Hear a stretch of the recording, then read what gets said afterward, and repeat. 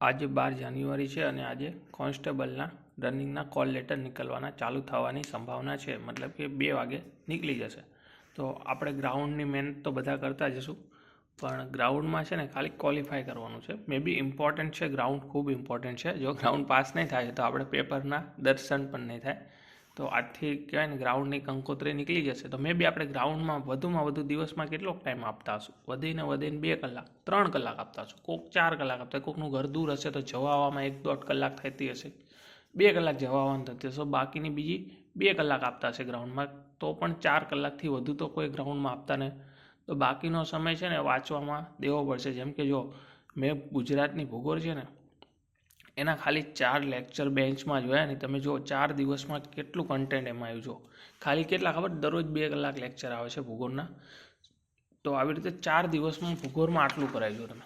આ પણ ગુજરાતની ભૂગોળ, તો આવી રીતે પછી ભારતની ભૂગોળ આવશે, પછી થોડું ઘણું વિશ્વની ભૂગોળ આવે, તો એવી રીતે ભૂગોળ આવશે. પછી ઇતિહાસ છે, પછી વારસો છે, પછી બંધારણ. તો હું તમને બંધારણ વાત કરું તો બંધારણને છે ને મારા 17 દિવસ થયા. આટલી ભૂગોળ છે.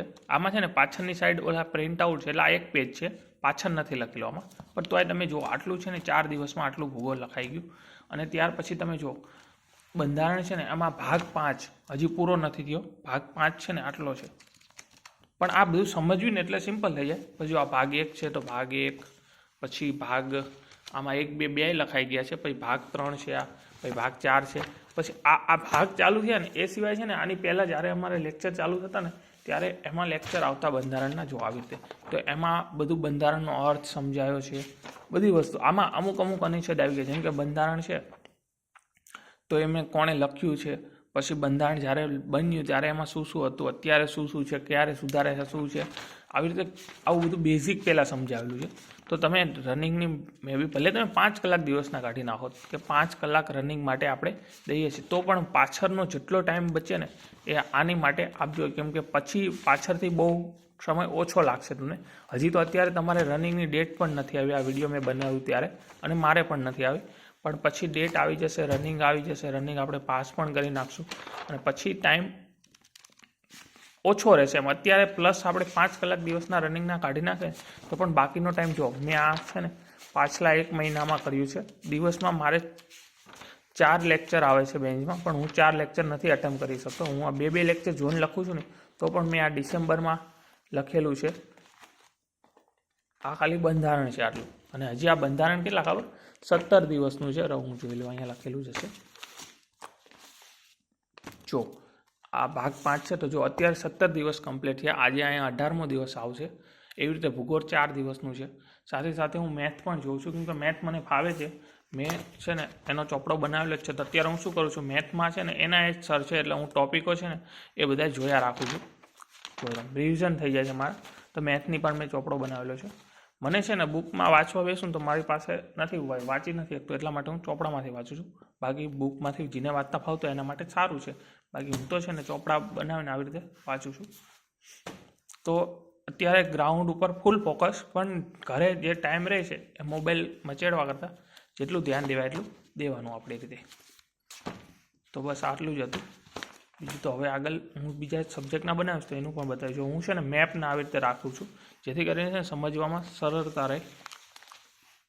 જો તમે કે આ ખબર પડી જાય, આ ઉત્તર ગુજરાતના જિલ્લાઓ, આ મધ્ય ગુજરાત, આ દક્ષિણ ગુજરાત. પછી જો આ છે તો અહીંયા જો તમે આપણે ખબર પડે કે આટલા રાજસ્થાન સાથે 7 જિલ્લા સરહદ ધરાવે, મધ્યપ્રદેશ સાથે 2 અને મહારાષ્ટ્ર સાથે 6 જિલ્લાઓ. પછી આપણે ખબર પડી જાય કે ઉપર 6 અને નીચે ઉપર 7 ને નીચે 6 એટલે 13 જિલ્લાઓ. આ 2 જિલ્લાઓ તો રિપીટ થાય છે, એટલા માટે ટોટલ જિલ્લા પૂછે તો કેટલા થશે, 13. આવી રીતે મેપમાંથી કરવી ને તો વધારે થોડું આસાની રહે છે. તો હું જાતે પણ મેપ દોરું અમુક જગ્યાએ, અને વધારે પડતા આવી રીતે માપ લેવું. પછી આવી રીતે છે કે આ દરિયા કિનારો ધરાવતો તો કચ્છ ધરાવે છે, પછી મોરબી, પછી જામનગર, પછી દ્વારકા, પોરબંદર, જુનાગઢ, એવી રીતે સૌરાષ્ટ્રના 8 જિલ્લાઓ. પછી આ તર ગુજરાતના કેટલા 6 જિલ્લાઓ. તો જો મેં અહીંયા છે ને તર ગુજરાત માટે છે ને આખું સૂત્ર પણ બનાવી નાખ્યું છે જાતે.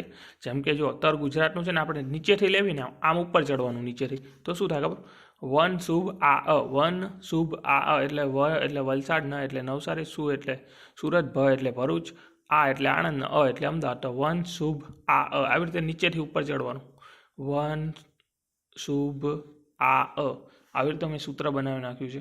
પછી મેં આના જિલ્લા કઈ રીતે યાદ રાખ્યા ખબર? હું આવી રીતે બોલું: મોરબી ભાવનગર, મોરબી ભાવનગર, જામનગર અમરેલી, જામનગર અમરેલી. પછી ત્રીજા નંબરે આવે ને એટલે આપણે યાદ આવી જાય કે અહીંયા દ્વારકા શું છે, તો આ દ્વારકા દેવની ભૂમિ છે. અહીંયા ગીર સોમનાથ શું છે, તો ગીર સોમનાથ પણ દેવની ભૂમિ છે. અને પછી પોરબંદર જુનાગઢ, પોરબંદર જુનાગઢ. આવી રીતે હું બોલું છું સૌરાષ્ટ્રના જિલ્લાઓ.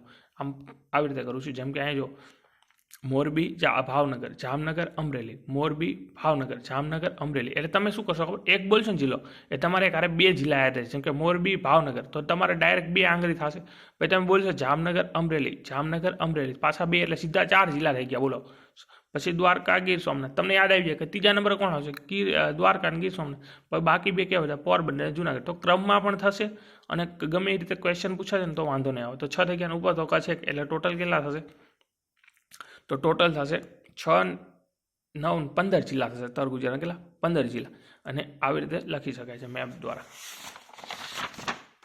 તો આવી રીતે અત્યારે મારે છે ને, અત્યારે ભૂગોળમાં 4-5 દિવસનું ચાલુ છે, પછી બંધારણનું ચાલુ છે અને ગણિત ચાલુ છે. પણ મારે અત્યારે ભૂગોળના હવે હું નથી લખતો. અત્યારે હું દરરોજ છે ને 2 કલાક બંધારણના લેક્ચર જોઉં છું અને એની નોટ્સ બનાવું છું અને પાછળનું રિવિઝન ચાલુ કરું છું. પછી જેવું બંધારણ પૂરું થશે પછી હું ભૂગોળ ચાલુ કરી દઈશ પાછું.